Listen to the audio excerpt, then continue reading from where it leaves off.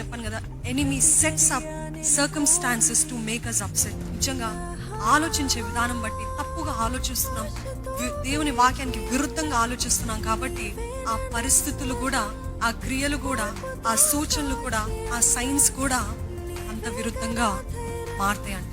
ఈ తప్పైన ఆలోచనలు మనము వాటిని తరమలేమండి. we cannot drive them out, but you know what, we can change what we think. చూడండి, మన జీవితంలో if you believe in failure, నిజంగా నేను ఫెయిల్ అవుతాను, మీరు ఆలోచించిందే మీకు జరిగింది, మీరు భయపడిందే మీకు సంభవించింది అన్న వాక్యము తెలుసా? What you have feared has come upon you అని ఆయన వాక్యం తెలియజేస్తుంది. అదే రీతిగా ఎప్పుడు చూసిన ఓటమి గురించి భయపడేవారైతే ఓటమి సంభవిస్తుంది. ఎప్పుడు చూసినా నా జీవితంలో ఇంకా సఫలత చూడను అనే భయపడేవారు అయితే నిజంగానే చూడరండి.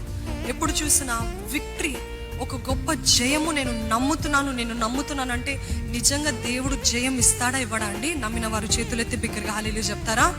నమ్ముతున్నారో అదే జరుగుతుంది. ఓటమి నమ్ముతున్నారా? జయము నమ్ముతున్నారా? సందేహాల్ని, ప్రశ్నలు నమ్ముతున్నారా?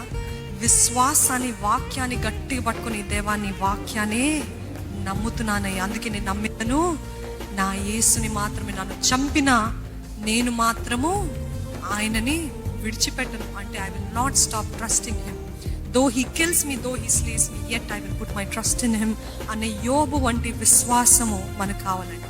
విశ్వాసులు అన్నవారు, దైవజనులు అన్నవారు, దైవ జనాంగం అని పిలువబడుతున్న ప్రతి ఒక్కరంట, what are you believing? Whatever it is, we decide based on our circumstances, on our situations బట్టి, మన పరిస్థితులు బట్టి మనం నమ్ముతాము. కానీ దేవుని వాక్యం ఈరోజు తెలియజేస్తున్నాడు, నీ పరిస్థితులు ఎట్లున్నా ఎట్లా లేకపోయినా లోకం అనుగ్రహించే అబద్ధాన్ని నమ్మక దేవుడు అనుగ్రహించే సత్యమైన వాక్యాన్ని నమ్మండి. ఆమెన్.